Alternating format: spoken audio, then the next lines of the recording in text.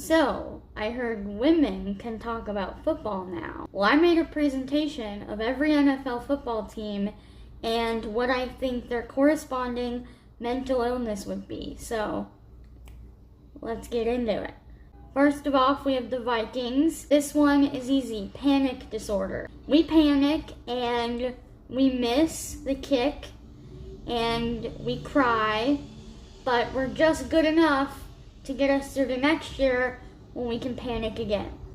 The Cardinals, seasonal affective disorder, because as the football season comes, they are affected negatively. The Falcons, I put a learning disability because they're trying their best, but I feel like they just can't quite get it. For the Panthers, we have major depressive disorder. This seems very self-explanatory based on how the last couple of years have gone for the Panthers. For the Bears, we have chronic pain disorder because they are chronically in pain.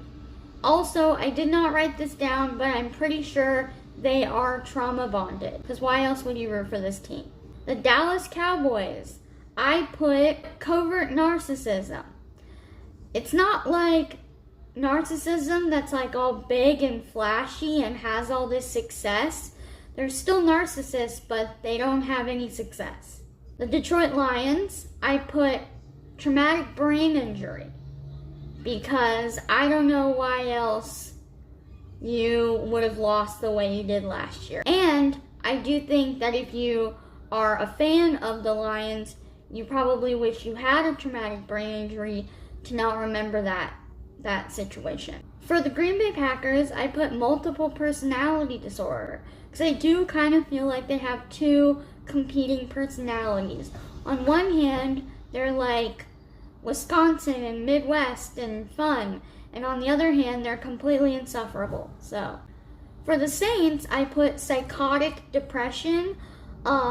They're depressed, but they're just kind of spicy, but still depressed. For the New York Giants, I put postpartum depression. And the partum that I'm referring to in this case is not a human baby, but rather when they won the Super Bowl against the Patriots those 2 times, and I just feel like they've been in a depressive episode ever since. The Eagles, I truly believe, are actual psychopaths. I don't know how that city exists after a football game. I want to like the Eagles, but you guys are actual psychos. For the 49ers, I put gambling addiction because every year you just think that this team is like, this is going to be it. They really are going to make it.